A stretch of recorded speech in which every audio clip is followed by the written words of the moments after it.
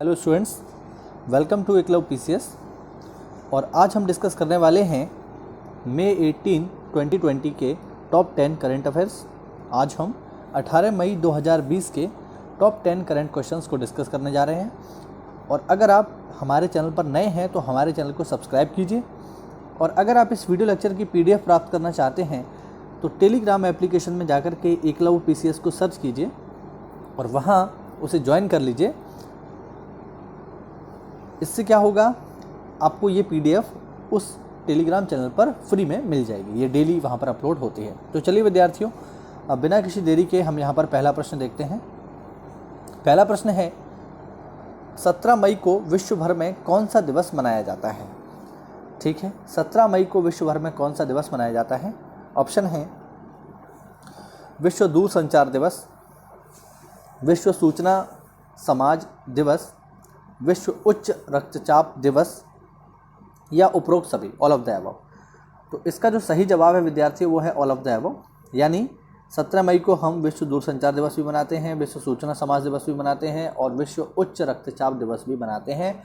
इसलिए इसका सही जवाब हो जाएगा ऑल ऑफ द अबव, उपरोक्त सभी। ठीक है, ध्यान रखेंगे, ये इसकी व्याख्या है। 17 मई को विश्व भर में दूरसंचार दिवस, विश्व सूचना समाज दिवस, विश्व उच्च रक्तचाप दिवस मनाया जाता है। चलिए बढ़ते अगले प्रश्न की ओर। यहाँ पर अगला प्रश्न देखें, क्वेश्चन नंबर 2। कोरोना वैक्सीन को लेकर ब्रिटेन की किस यूनिवर्सिटी ने बंदरों पर ट्रायल के दौरान सकारात्मक नतीजे प्राप्त किए हैं? ये जो न्यूज़ है ये आपको दैनिक जागरण न्यूज़पेपर में मिल जाएगी। ये 17 मई की न्यूज़ है। दैनिक जागरण में बाकायदा इसको लेकर पूरा आर्टिकल दिया हुआ है, आप पढ़ सकते हैं। तो कोरोना वैक्सीन को लेकर ब्रिटेन की वो कौन सी यूनिवर्सिटी है जिसने बंदरों पर ट्रायल किया और पॉजिटिव उन्हें जो है रिजल्ट मिले हैं, अच्छे रिजल्ट मिले हैं, सकारात्मक उन्हें परिणाम मिले हैं? तो कौन सी यूनिवर्सिटी है वो?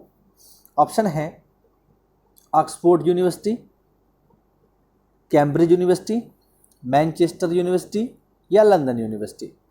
इस सवाल का सही जवाब है विद्यार्थियों ऑक्सफोर्ड यूनिवर्सिटी। ऑक्सफोर्ड यूनिवर्सिटी ने कोरोना वैक्सीन को लेकर बंदरों पर ट्रायल किया और इस ट्रायल के दौरान वो वैक्सीन पूरी तरह से सफल रही। तो अब बहुत हद तक संभव है कि ये इंसानों पर भी अच्छे से काम करे।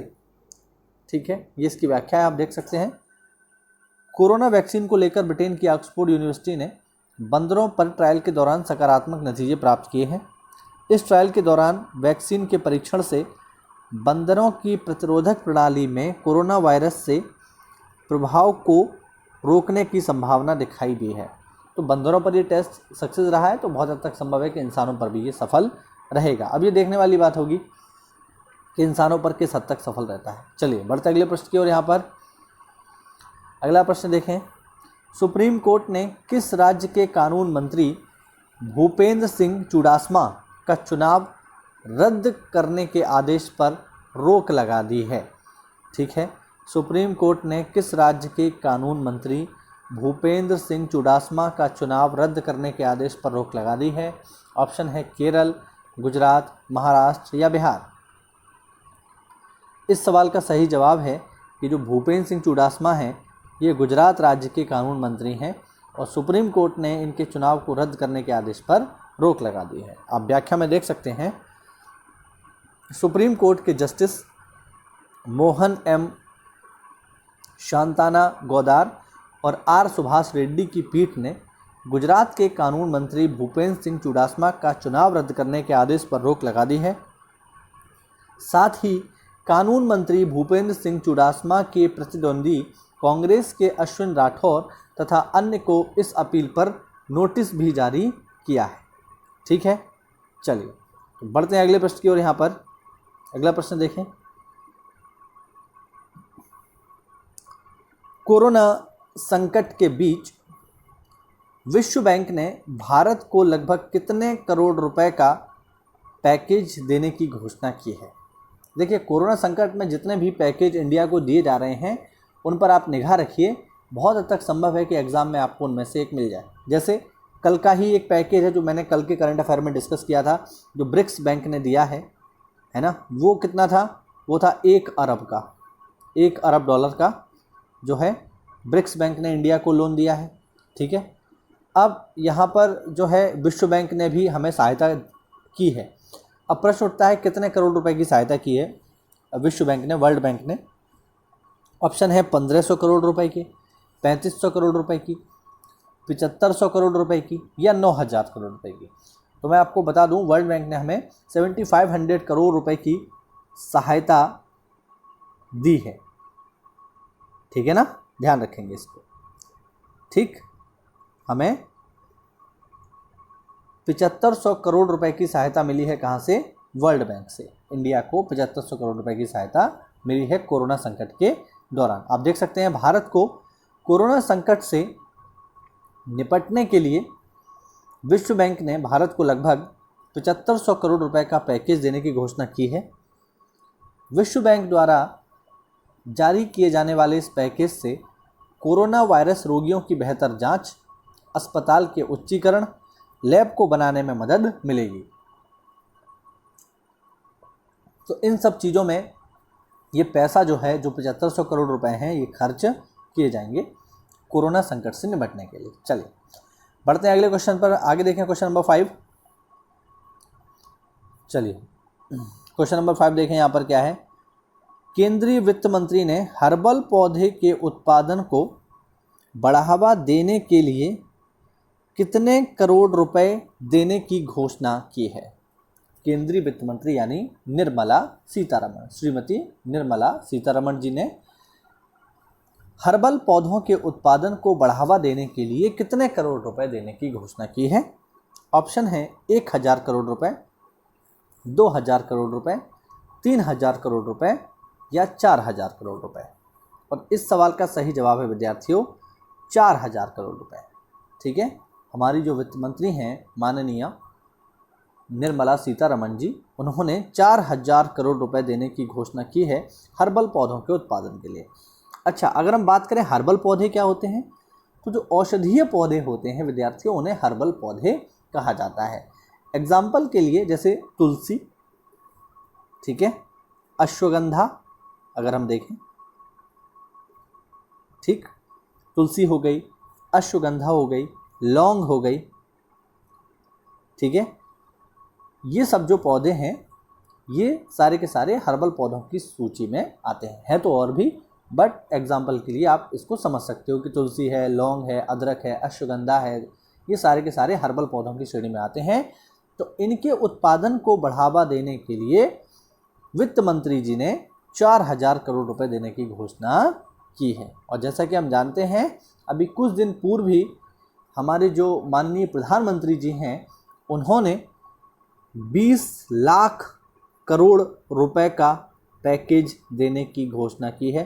जो हमारे माननीय प्रधानमंत्री जी हैं, उन्होंने 20 लाख करोड़ रुपए का पैकेज देने की घोषणा की है ना।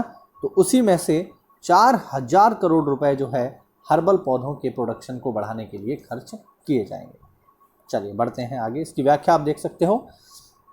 केंद्रीय वित्त मंत्री निर्मला सीतारमण ने हर्बल पौधे के उत्पादन को बढ़ावा देने के लिए 4000 करोड़ रुपए देने की घोषणा की है, जबकि आर्थिक पैकेज के तीसरे चरण में 20 लाख करोड़ का ब्यौरा दिया गया है। जो मैंने आपको बताया वही है। चलिए बढ़ते अगले प्रश्न की ओर। क्वेश्चन नंबर 6 देखिए, काफ़ी इंपॉर्टेंट है ये, और आज के न्यूज़पेपर की ये खबर है, मैं आपको बता दूं, आप इसको देख सकते हो। ठीक है, आज का मतलब 17, आज का मतलब है 17 मई की। ठीक है, 17 मई की दैनिक जागरण की ये न्यूज़ है, आप देख पाओगे सबसे लास्ट में जो अंतर्राष्ट्रीय वाला पन्ना रहता है वहाँ पर आप इसको देख पाओगे, बाकायदा फ़ोटो लग के आए है ये खबर।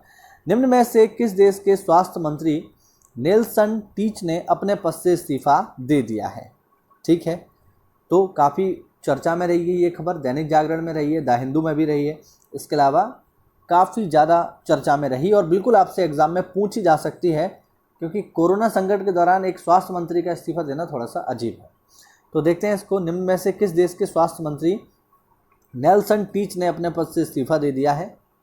ऑप्शन है यहाँ पर ऑस्ट्रिया, स्पेन, कनाडा या ब्राज़ील। और इस सवाल का सही जवाब है विद्यार्थियों ब्राज़ील। ब्राज़ील के स्वास्थ्य मंत्री नेल्सन टीच ने अपने पद से इस्तीफा देने की घोषणा की है। क्यों की है, तो ज़रा व्याख्या देख लेते हैं हम। ब्राज़ील के स्वास्थ्य मंत्री नेल्सन टीच ने अपने पद से इस्तीफा दे दिया है। उनके इस्तीफे के पीछे राष्ट्रपति बोल्सनारो से उनकी अनबन को वजह बताया जा रहा है। ब्राज़ील के राष्ट्रपति का भी नाम ध्यान रखिएगा, बोल्सनारो, ठीक है। तो ब्राज़ील के राष्ट्रपति बोल्सनारो से उनकी अनबन को वजह बताया जा रहा है। नेल्सन टीच ने 1 महीने पहले ही स्वास्थ्य मंत्रालय की कमान संभाली थी। अब कोरोना संकट के दौरान चूंकि ये ब्राज़ील को छोड़ रहे हैं वो, तो ये एक समस्या वाली बात है यहाँ पर।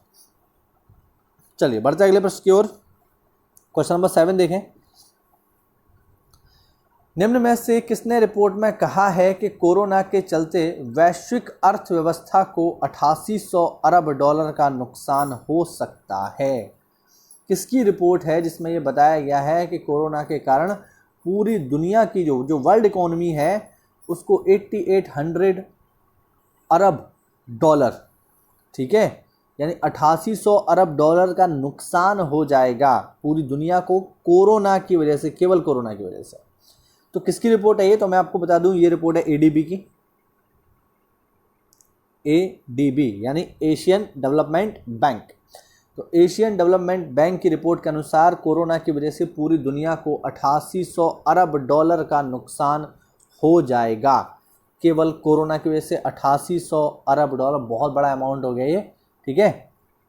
इसका नुकसान होगा कोरोना की वजह से। आप व्याख्या में देख पाएंगे, एशियाई विकास बैंक ने रिपोर्ट में कहा है कि कोरोना के चलते वैश्विक अर्थव्यवस्था को 8800 अरब डॉलर का नुकसान हो सकता है, जबकि दक्षिण एशिया, अगर हम केवल साउथ एशियन कंट्रीज़ की बात करें तो जो साउथ एशिया की टोटल जीडीपी है उसको 142 अरब से 218 अरब डॉलर तक का नुकसान या हम कह सकते हैं उस पर इतना असर पड़ सकता है। तो ये रिपोर्ट जो है जारी की है किसने? एशियन डेवलपमेंट बैंक ने।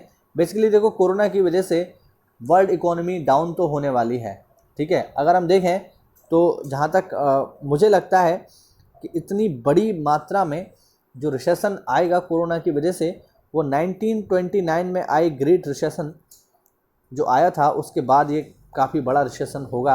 अब ये देखने वाली बात होगी कि देश जो है किस तरीके से इससे बाहर निकलेंगे और कितना नुकसान हुआ है इसका आकलन तो हम तभी लगा पाएंगे जब कोरोना समाप्त हो जाएगा और दोबारा से अर्थव्यवस्था पटरी पर आएगी। तब हमें देखना होगा हम कितने वर्ष पीछे जा चुके हैं।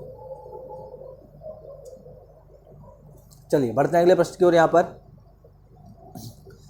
लावा ने चीन से पूरे मोबाइल R&D यहाँ पर जान लेते हैं। R&D का क्या मतलब है? R&D का मतलब है रिसर्च एंड डेवलपमेंट। तो लावा ने चीन से पूरे मोबाइल रिसर्च एंड डेवलपमेंट निर्यात बाजार के लिए डिज़ाइन तथा विनिर्माण को अगले कितने महीनों में भारत लाने की घोषणा की है? यानी लावा जो कंपनी है, एक इंडियन कंपनी है, मोबाइल मैन्युफैक्चरिंग कंपनी है लावा। और लावा की जो रिसर्च एंड डेवलपमेंट जो विंग है और जो डिज़ाइन की और जो आपका विनिर्माण, ठीक है, इसकी जो पूरी की पूरी विंग है लावा की चीन में, उसको वो चीन से भारत ट्रांसफ़र कर रहे हैं।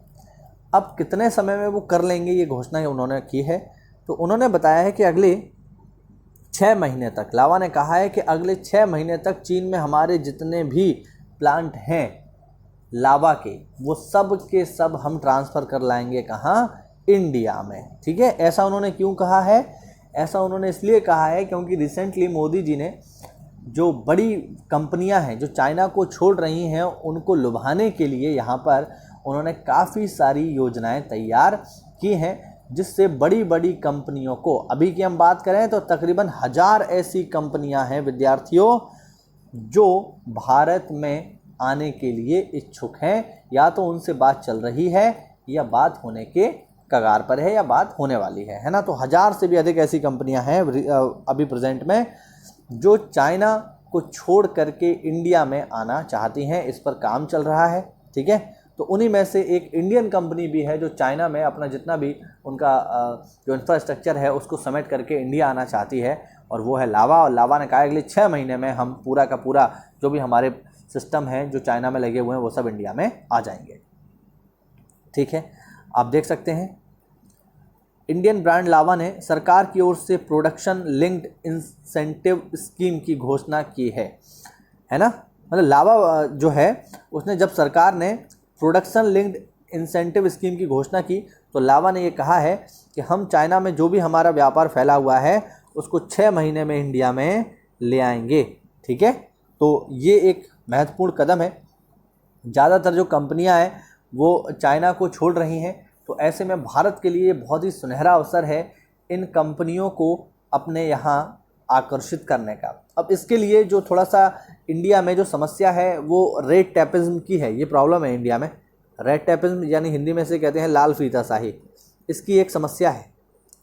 लाल फीताशाही क्या है ज़रा मैं आपको बता दूं कि एक तो इंडिया में क्या है कि अगर आप कोई काम करना चाहते हो तो बहुत ज़्यादा पेपर वर्क होता है ना। मान लो कोई कंपनी इंडिया में आना चाहती है तो उसे लैंड इतनी आसानी से नहीं मिलेगा, लैंड मिल भी जाएगा तो उस पर कोर्ट केस 1000 चीज़ें हैं।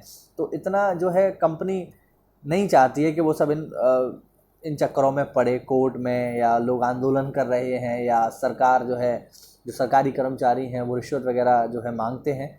तो इन सब चीज़ों से बचने के लिए वो लोग जो है अक्सर करके इंडिया में नहीं आते हैं। तो सरकार इस पर बहुत ध्यान दे रही है कि कंपनियों को इस बात का भरोसा दिलाया जाए कि नहीं, इंडिया जो है काफ़ी सेफ मार्केट है और यहाँ पर अब उतना लाल फीताशाही नहीं है जितना पहले थी। रेड टैपिज्म जो है बिल्कुल समाप्त करने की ओर है इंडिया, जिससे बड़ी बड़ी जो विदेशी कंपनियां हैं वो भारत में आ सके। चलिए बढ़ते हैं अगले प्रश्न की ओर। क्वेश्चन नंबर 9, चीन को कोरोना वायरस प्रकोप के लिए जिम्मेदार ठहराने के लिए किस देश ने 18 सूत्री योजना पेश की है? ये काफ़ी इंपॉर्टेंट है। 18 सूत्री योजना किस देश ने पेश की है? ऑप्शन है स्पेन, इटली, अमेरिका और कनाडा।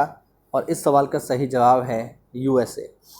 अमेरिका ने ये साफ साफ शब्दों में कह दिया है कि ये जो कोरोना वायरस है कोई नेचुरल वायरस नहीं है, ये कोई प्राकृतिक आपदा जैसा नहीं है, ये पूरी तरह से मैन मेड है, एक आर्टिफिशियल एक वायरस है जो तैयार हुआ है चाइना की वुहान लैब में। तो अमेरिका ने स्पष्ट कर दिया है कि इस वायरस के लिए पूरी तरह से चाइना जिम्मेवार है, पूरी तरह से। और इस वजह से कई बार आपने देखा होगा कि डोनाल्ड ट्रंप ने सार्वजनिक मंचों से कोरोना वायरस को कोरोना वायरस ना कह करके वुहान वायरस या चाइनीज़ वायरस कह करके पुकारा है। ठीक है, हालांकि फिर जो है उन्होंने अपने शब्दों को वापस भी लिया, वो बात और है, लेकिन स्टार्टिंग में उन्होंने कई बार चाइनीज़ वायरस या वुहान वायरस शब्द का इस्तेमाल किया। यानी वो काफ़ी एग्रेसिव है, अमेरिका काफ़ी एग्रेसिव है इस बात को लेकर कि जो कोरोना वायरस है उसकी वजह से जो मौतें हो रही हैं उसका जिम्मेवार कहीं ना कहीं चाइना ही है, तो उसको जिम्मेदार ठहराया जाए। और इसीलिए उन्होंने एक बाकायदा योजना तैयार की है और उस योजना का नाम है 18 सूत्री योजना।